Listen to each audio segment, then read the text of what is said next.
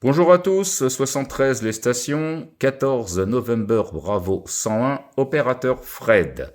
Donc je vous propose aujourd'hui une petite vidéo succincte et sans aucune prétention des réglages audio, donc du signal émis sur les appareils Yaesu et notamment sur le FTDX 101, FTDX 10 et FT 710. Ces trois appareils ont un point commun, c'est qu'ils disposent tous les trois d'un équaliseur paramétrique, équaliseur qui a d'ailleurs été conçu par Bob Heil, l'ingénieur du son, mais également radioamateur qui a fondé Heil Sound et qui commercialise, société qui commercialise des micros et des casques que tout le monde connaît, et qui a produit, pour l'anecdote quand même, des grands groupes américains comme les Eagles, j'en passe, et des meilleurs.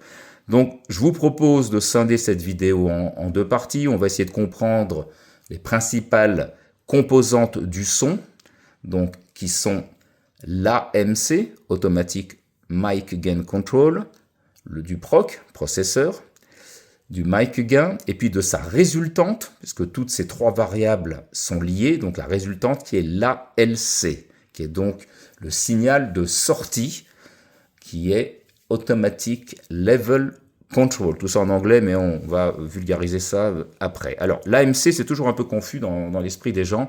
L'AMC, en fait, Automatic Mic Gain Control, donc un limitateur de gain entrant, c'est tout simplement une fonction qui est indispensable, qui permet à l'appareil, au TX, au transceiver, de juguler, de régler, de limiter les excès d'écrétage, de distorsion de la voix de l'opérateur, sachant que tout le monde a une voix différente, certaines personnes parlent fort, d'autres un peu aigus, d'autres graves, ça génère une forme de distorsion irrégulière, et l'AMC est là justement pour éviter d'avoir cet audio, ce signal en distorsion. Une fois qu'on a dit ça, on comprend bien que le niveau d'AMC peut varier d'un individu à l'autre. Alors, j'ai entendu dire, et on lit souvent, que Yaesu dit de ne pas dépasser la valeur 55, sachant que l'échelle va de 1 à 100. Il n'y a aucun article de Yaesu qui préconise ça, que les choses soient très claires. Je me suis même rapproché de Tim Factor, qui est l'ingénieur chez Yaesu. Il n'a jamais écrit ça. Donc attention à ce genre de mauvaise idée, ce genre de propos qui de toute façon ne vous servira à rien. Par contre, ce qu'il faut comprendre, et c'est assez compliqué en ce sens-là puisque c'est contre-intuitif, le régulateur de l'AMC fonctionne avec une échelle inversée. Lorsqu'il est à 0, on va dire, ou à 1, l'AMC est très restrictive. Cela signifie que la fonction AMC va trouver de la distorsion dans tous vos propos. Donc finalement, l'audio, le signal qui va rentrer dans votre micro sera complètement comprimé, très pauvre, et il n'aura pas de capacité de sortie. C'est pour ça qu'une AMC réglée à un niveau très faible, alors très faible, on va dire que c'est entre 45 et 0, vous fera perdre énormément de puissance. Le signal, la qualité du signal ne sera pas forcément mauvaise, mais en tout cas, étant un réglage très restrictif, cette fonction va déceler de la distorsion, un écrétage dans tous vos propos. A l'inverse, si la MC est ouverte, donc si elle est à 100, imaginons qu'elle soit réglée à 100, qui est une valeur d'ailleurs que je vous déconseille, à aucun moment, cette fonction va déceler de l'écrétage dans votre modulation, alors qu'il peut y en avoir, et là, l'AMC sera beaucoup trop ouverte. Et d'ailleurs, il y a un lien entre l'AMC et l'ALC, puisque toute la puissance audio du signal qui va rentrer dans votre micro ressortira en ALC. L'ALC étant, je le répète, une fonction de sortie, de contrôle de sortie du signal. L'AMC étant une fonction d'entrée. Donc ça, c'est assez simple à comprendre. Alors quand on ne connaît pas trop l'AMC, dites-vous simplement que si vous avez une voix qui est assez forte et que vous avez tendance à crier ou parler fort dans le micro, essayez d'avoir une AMC assez restrictive. Donc je vous conseille plutôt d'être entre 55 et 65. À l'inverse, les gens qui parlent tout doucement, de manière tout à fait linéaire, peuvent se permettre d'avoir une AMC constituera entre 65 et 80. Je pense que les valeurs au-dessus sont pas utiles. Voilà pour l'AMC. Réglage essentiel, essentiel. J'ai envie de dire que vous pouvez déjà le pré-régler en fonction de ce que je viens de vous dire et après ça peut s'affiner au moni. Après nous avons le processeur. Alors ça tout le monde connaît, mais quelle est exactement la définition du processeur, qui est un terme utilisé en industrie musicale? Le processeur est un élément qui permet d'augmenter la moyenne de votre modulation, de votre audio. J'ai dit la moyenne, j'ai pas dit que ça allait augmenter la modulation. Vous n'allez pas sortir plus de watts parce que vous avez un processeur élevé. Tout simplement parce que ça va comprimer le signal et ça va vous donner une sorte de linéarité. D'ailleurs, ça se voit sur les signaux reçus de stations qui compriment énormément avec leur processeur. Ça donne une linéarité, une stabilité du signal. À l'inverse d'un signal en dents de scie qui est d'ailleurs souvent souhaité en audio. Là, c'est pareil. Je vous conseille, moi je suis anti-processeur élevé. J'ai des valeurs de processeur qui sont entre 10 et 20, mais plutôt aux alentours de 15, car le processeur, par définition, va dénaturer votre audio. Mais effectivement, ça va vous donner une moyenne plus élevée. Nous avons ensuite le mi-gain que tout le monde comprend. Donc ça, c'est l'entrée du signal dans le micro. C'est une sorte, quelque part, en vulgarisant, de préamplification du son, de l'audio, du signal que vous allez faire rentrer dans le micro. C'est pareil, il n'est pas forcément utile de pousser le mi-gain à fond. Pour ma part, j'ai un niveau de mi-gain qui est à 30. Mais ce qu'il faut comprendre, et ce sera la deuxième partie de cette petite vidéo, c'est que les réglages de l'équaliseur paramétrique vont obligatoirement avoir un impact sur le réglage du mi-gain. Pourquoi? Parce que, on le verra tout à l'heure, mais quand on booste les fréquences de l'équaliseur paramétrique, automatiquement on donne du gain. Donc on donne du gain généralement, on y reviendra après. Je vous propose un tout petit schéma, un tout petit graphique sur la relation qu'il y a entre l'AMC, la puissance et l'ALC. Alors voici justement ce petit graphique qui va traiter des interactions entre l'AMC, entre la puissance et l'ALC. J'espère que vous voyez bien. Donc on a une courbe ou plutôt une linéarité de l'AMC, Alpha Mike Charlie, automatique Mike Gain Control, que l'on retrouve là, on va dire de 0 jusqu'à 100. Donc lorsqu'on a une AMC très ouverte, non restrictive, on a tous les watts, centaines de watts. Et on peut écréter et on peut dépasser les valeurs tolérées d'ALC. Vous voyez bien que c'est la courbe qui est remplie. Par contre, lorsqu'on va progressivement restreindre l'AMC, Automatic Mic Gain Control, on va dire jusqu'à une valeur de 45, on voit que la courbe de puissance en pointillé commence à fléchir pour arriver quasiment à 0 lorsqu'on a une valeur d'AMC à 0. Donc il y a une interaction obligatoire entre toutes ces valeurs. Et là, le graphique ne le montre pas, mais il y a également une interaction, il y a un lien opposé entre le niveau d'AMC et le niveau de compression. Plus l'AMC sera restrictive, plus la compression sera élevée en décibels, puisque la fonction va indiquer au TX qu'il y a une compression maximale. Mais ça, je vous l'ai dit tout à l'heure. Alors, en résumé, sur cette première partie, je vous conseille, avant de passer sur l'équaliseur paramétrique, je vous conseille de régler votre AMC sur une valeur un peu bâtarde, passez-moi l'expression, de 60, de mettre votre mi-gain à 35 et votre proc à 20. Tout ça sera affiné ensuite. Donc, on va passer sur l'équaliseur paramétrique. Alors, ce qui est important de comprendre, c'est qu'avant même de définir les fréquences d'un équaliseur paramétrique, il s'agit de déterminer ce qu'on appelle le filtre de bande passante. C'est l'indication que vous avez dans le menu Radio Settings, qui est, je crois, commun à ces trois appareils. Donc, il s'agit d'être sur le mode SSB. Vous arrivez à TX BPF SEL, qui signifie Transmit Band Pass Filter Selection, la sélection du filtre de bande passante.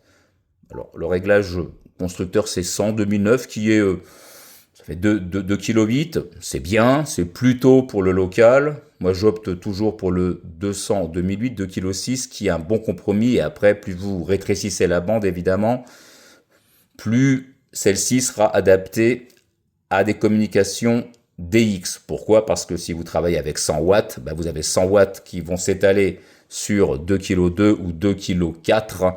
Et évidemment, vous aurez plus de watts par Hertz. C'est facile à comprendre. Bon, on va aller maintenant sur la notion et sur les réglages de l'équaliseur paramétrique. Donc c'est dans Operation Settings. Et je voudrais quand même qu'on parle d'un élément très très important que tout le monde oublie, ou en tout cas néglige, lorsque on accède à ce menu. Désolé, je remonte tout ça. C'est la notion d'AMC Release Time. Alors maintenant, vous êtes incollable sur la notion d'AMC, mais AMC Release Time. Alors, comme personne ne sait ce que c'est, on le laisse sur MID, réglage, constructeur. On va aller un petit peu plus loin. On a vu que l'AMC était un indicateur ou plutôt une fonction qui régulait l'excès de distorsion ou d'écrêtage de la modulation. Donc, dès qu'il y a un excès en fonction du réglage que vous avez mis, imaginons 55, donc c'est une valeur assez restrictive, l'AMC va réguler tout ça et son niveau va redescendre. Voilà. Mais si elle descend tout doucement, on va dire slow ou de manière moyenne, mid, elle va interagir quand bien même vous n'avez pas besoin que l'appareil ou que cette fonction limite cet écrêtage. Pour être très clair, la réaction, la réactivité, le temps de relâchement de l'AMC va être, on va dire, assez long ou en tout cas moyen, selon qu'on met slow ou mid, ce qui va finalement pénaliser les propos que vous aurez, la qualité du signal, puisque l'AMC va interagir et va considérer, en descendant doucement, qu'elle doit encore limiter l'écrêtage. Moi, je préfère mettre l'AMC sur Fast parce qu'elle est beaucoup plus réactive et elle est beaucoup plus corrélée à la manière dont vous modulez. Je vous propose de faire l'essai. Vous irez tester tout cela avec un casque en Moni et vous verrez qu'il y a une différence, très sincèrement, entre ces deux positions. Faites l'essai. C'est beaucoup plus articulé avec le fast qu'avec le mid. Enfin, beaucoup plus, en tout cas, il y a une différence. Donc, on va revenir sur l'équaliseur paramétrique, mais avant de rentrer dans les réglages, je vous propose là aussi un petit schéma. Alors, c'est pas qu'un schéma, c'est simplement une des pages du manuel utilisateur de ces appareils. Ça peut paraître un petit peu complexe, comme ça, on voit des courbes. Il faut savoir que Bob Heil a conçu cet équaliseur comme on conçoit tout équaliseur dans l'industrie musicale, c'est-à-dire qu'on associe une fréquence à un gain paramétrique ou à une atténuation, on augmente le gain ou on la diminue, et en même temps, on élargit l'impact de cette fréquence sur sa gauche et sur sa droite. Les termes techniques sont donc première fréquence, parce qu'il y a 3 fréquences, c'est un équaliseur qui est très très simple, l'équaliseur de Yaesu. Vous imaginez que dans l'industrie musicale, moi j'ai travaillé sur des équaliseurs qui avaient beaucoup plus de pistes. Là, il y a 3 fréquences qui ont chacune un rôle. La fréquence basse, c'est la fondation de votre voix, tout simplement. C'est ce qui va soutenir votre voix. La fréquence médium, c'est ce qui va permettre l'articulation, l'intelligibilité de votre voix, et les aigus permettent de percer le QRM et de porter la voix. Donc c'est la puissance de la voix. Et tout ça, encore une fois, est très interactif. Donc en fait, on retient qu'on a 9 variables finalement. On a 3 fréquences, et pour chacune de ces fréquences, on a un gain ou une atténuation paramétrique et un rétrécissement ou un élargissement de l'interaction de cette fréquence sur les fréquences voisines, donc sur la gauche et sur la droite. Donc le schéma est très simple. Là, on va prendre la fréquence EQ1. Alors le schéma n'est pas à l'échelle, hein. D'un point de vue purement mathématique, c'est pas comme ça qu'il aurait dû être représenté. Mais on va imaginer qu'on a EQ1, on appelle ça F1, puisque là tout est en français. Bon, vous voyez que la plage de EQ1 va de 100 à 700 Hz, EQ2 700 à 1500 et EQ3 1500 3002. Voilà, le schéma montre que ça a été divisé ou centré, donc EQ1 là visiblement est à 400 Hz. On peut augmenter le gain paramétrique jusqu'à 10 dB et on peut le diminuer jusqu'à 20 dB.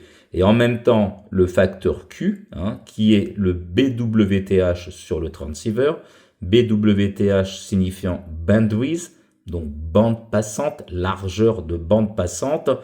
On voit très bien, et ça aussi c'est contre-intuitif, quand on part de 0 ou de 1, c'est très large, et quand on arrive à 10 sur l'équaliseur, c'est plutôt restreint. Mais là, encore une fois, c'est pas à l'échelle. On devrait avoir une cloche un peu plus fermée, là, un petit peu plus pentue. Voilà. Donc, lorsqu'on règle un équaliseur paramétrique, on règle chacune des fréquences, on lui attribue un gain ou une atténuation, et on s'intéresse à l'arrosage qu'on peut avoir autour de chacune de ces fréquences avec le facteur Q, donc le BWTH. Donc on a donc compris la notion d'équaliseur paramétrique, de ces trois fréquences, de ces capacités à les atténuer ou à les booster, et de les élargir, c'est-à-dire élargir le rayonnement ou le rétrécir par rapport aux fréquences voisines. C'est pas très compliqué à comprendre. Alors, en fait, on a deux niveaux d'équaliseur. On a l'équaliseur paramétrique, donc PRM-TRC, là, que vous voyez, et on a l'équaliseur P-paramétrique. Alors, c'est très simple. Lorsque le processeur est complètement annulé, qu'il n'est pas mis en route, vous êtes sur la première partie de l'équaliseur. Mais comme tout le monde utilise un peu de compression, ne serait-ce que à 1 ou 2 ou 3 ou 4 ou à 80, vous basculez automatiquement sur l'équaliseur P paramétrique. P espace PRMTRC, ça veut dire Speech Processor paramétrique. Donc l'équaliseur paramétrique avec utilisation du processeur. Donc on va commencer à régler les basses. Je vous donne pas une recette magique. Vous pouvez copier ces réglages, ils peuvent vous convenir. Moi, je les ai travaillés depuis longtemps, ils me conviennent parfaitement et je vous garantis que j'obtiens d'excellents reports de modulation, notamment en DX. Je passe 90% de mon activité radio en DX. Je ne demande pas les reports, mais on me dit simplement que la radio est de qualité. Voilà, c'est important de le savoir. Donc visiblement, en tout cas, ils correspondent bien à ma voix. La première fréquence qu'on va régler, qu'on appelle EQ1, ça va être la fréquence des basses. Là, il faut raisonner un petit peu. Quelqu'un qui a une voix très grave, on va essayer d'accorder justement cette fréquence à sa voix, sachant que ça va de 100 Hz à 500 Hz. Bon, 200 Hz, c'est une fréquence qui est tout à fait correcte, en tout cas qui me convient, que vous pouvez tester. Vous pouvez tester 300 Hz aussi. Mais quelqu'un qui a une voix plutôt aiguë, et vous connaissez tous des opérateurs qui ont des voix plus aiguës, c'est comme ça, cette personne a tout intérêt à accorder cette fréquence basse sur le timbre de sa voix, donc plutôt d'être à 400 Hz, voire 500. J'ai vu des opérateurs qui étaient sur 500, notamment des opérateurs de la division 2 des États-Unis, et ça passait très bien parce qu'ils avaient une voix qui était plutôt dans les aigus, et ça collait bien.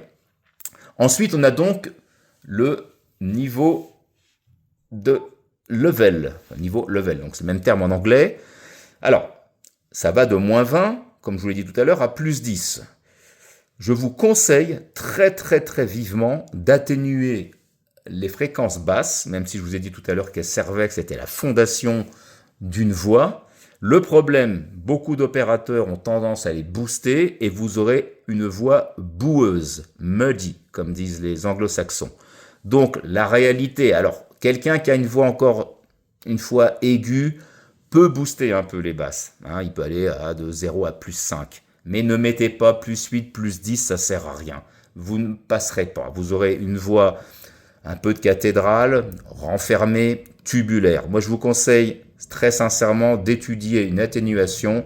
Là, encore une fois, il n'y a pas de recette magique. Moins 7, ça me convient bien. La réalité, elle est entre moins 3 et moins 10. Et ensuite, on a le filtre de bande passante. Alors, j'ai mis 0. C'est compliqué et simple. On a dit, je vous l'expliquais tout à l'heure, que le filtre de bande passante, lorsqu'il était à 0 ou 1, était un filtre large. Je vais vous donner un exemple. Là, dans le cas de la fréquence de 100 Hz, un filtre à 0, plutôt à 1, 0 c'est une exception, va arroser 0 Hz à 500 Hz, autour des 200 Hz. Si on le met à 10, il va arroser, puisque j'ai choisi 200 Hz, il va arroser 150 et 250. Il sera 50 Hz à gauche, 50 Hz à droite. Alors, le BWTH à 0, qui est comme une valeur un petit peu spécifique, finalement, il n'y a pas de filtre. Donc, mon atténuation, elle va être infinie. Mon atténuation sur la fréquence 200 va être infinie. J'ai testé ça, testez-le. Je sais qu'il y a certaines personnes où ça ne correspond pas forcément, mais ce bandwidth à 0, en tout cas, moi, me convient et est tout à fait cohérent. La plupart des opérateurs avertis en audio le mettent à 2. Essayez, voilà. Après, on est sur la fréquence, on va s'intéresser à ce qu'il y a de plus compliqué à régler en audio, ce sont les médiums. Mais d'un point de vue purement scientifique, sachez que la réalité, elle est entre 900 Hz et 1200 Hz. 900 Hz, ça peut être assez moelleux, peut-être un peu trop proche des basses, la fréquence basse, et 1200, vous risquez d'avoir une voix un petit peu décalée, légèrement informatisée, robotisée, mais faites l'essai. En ce qui me concerne, 1000 Hz, c'est parfait. J'ai fait l'essai vraiment entre 900 et 1200. Il faut faire l'essai sur un SDR lointain, en Moni, avec des gens de confiance et pourquoi pas avec un deuxième poste un peu plus éloigné. Et là, j'ai mis un gain paramétrique de 5, sachant qu'il y a deux écoles. Il y a l'école de Bob Heil qui, lui, préconise plutôt, mais pour avoir une audio assez moelleuse, d'atténuer EQ2, donc de le mettre entre 0 et moins 3. Et l'autre école, et je fais plutôt partie de celle-ci, en tout cas j'y adhère, de booster la fréquence médium, et je vous l'ai dit tout à l'heure, c'est elle qui va donner la clarté, l'articulation et l'intelligibilité de la voix. Mais par contre, ne boostez pas trop. 5, c'est déjà une belle valeur. Ça dépend là encore une fois de la voix de chaque OM. Mais n'allez pas à 10. Là, vous aurez une voix métallique et de robot. Mais entre 3 et 6 sont des valeurs tout à fait raisonnables. Et vous voyez bien, j'ai conservé un bandwidth à 0. Et j'y tiens tout particulièrement parce que le boost que j'ai donné, le gain paramétrique que j'ai donné à ma fréquence médium, finalement, il va se répartir sur toute la gamme. Sur tout ce qu'on appelle le mid-range, donc sur toutes les fréquences concernées par l'équaliseur. Ensuite, les aigus, je vous ai indiqué que les aigus donnent la puissance de la voix. Je ne l'invente pas, hein, c'est scientifique. La réalité, là aussi, c'est de naviguer entre 2003 et 2007. Alors, 2005, c'est la fréquence magique selon Bob Heil. Il a raison, c'est une très très belle fréquence. Je l'ai testée, elle me convient très bien, mais en DX, je préfère être à 2007. Ça ne déforme pas la voix, mais ça donne un côté un peu plus tranchant. Et là, il est hors de question d'atténuer la fréquence aiguë. Alors là, ce sera un non-sens total, puisque c'est elle qui donne la puissance, ne l'oubliez pas. Vous la boostez, mais ne mettez pas à 10. 8, c'est déjà une valeur assez importante. Autre point essentiel, on a vu qu'on a choisi des fréquences, là, donc basse 200, médium 1000, aigu 2007, et j'ai fait un BPF, donc un filtre de bande passante 200-2008.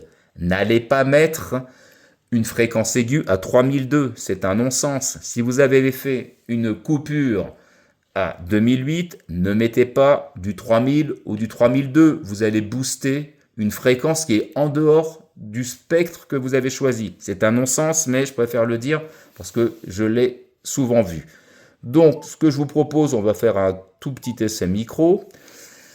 je vous ai dit tout à l'heure, non, je ne vous l'ai pas dit, mais je vais vous le dire maintenant. Donc, la zone d'ALC qui se situe là, hein, d'accord. Alors, je vais me mettre plutôt en mono, comme ça, on verra mieux. Voilà, l'ALC, vous voyez qu'il y a une zone blanche et une zone bleue, et la zone critique à ne pas dépasser, pour ne pas chagriner les étages de l'appareil, elle est là, c'est l'intersection. Mais je vais aller un petit peu plus loin. Ne cherchez pas à aller automatiquement sur ce point en maxi. La réalité de l'ALC, c'est de se comporter entre la moitié et les 2/3 de la plage blanche. Alors là, ça dépend aussi des appareils. Je sais que le DX10 est un peu plus généreux, donc soyez pas surpris si vous taquinez cette petite intersection, là, cette zone. Mais en ce qui concerne le FT DX101 et le 710, vous devriez rester sur cette zone-là. Ça ne sert à rien. Retenez le 5 de l'échelle ID. Voilà. Maintenant, concernant la compression, un bon niveau de compression se situe entre 0 et des pointes à 10-12 dB. Si vous êtes entre 10 et 20 dB, c'est que soit votre AMC est trop restrictive, je vous ai dit tout à l'heure qu'il y avait un lien inversement proportionnel entre l'AMC et la compression, ou, et c'est plus souvent le cas, vous avez probablement poussé votre compression et peut-être votre mic gain. Le mic gain est un élément essentiel puisqu'en fonction de son réglage, vous allez interagir évidemment sur la LC, hein, donc la sortie du signal de votre audio, mais aussi sur la compression. Donc là, je vais faire un tout petit essai. On va voir comment se comportent les aiguilles. CQ, CQ, CQDX, CQ, CQ, CQDX, 14 November Bravo 101, 14 November Bravo 101, calling and standing by. Bah écoutez, vous voyez bien que l'ALC se situe à un peu plus de la moitié et que la compression reste dans la limite des 10 dB. J'espère que cette vidéo vous apportera quelques petits compléments de connaissances sur l'audio, sur le signal transmis.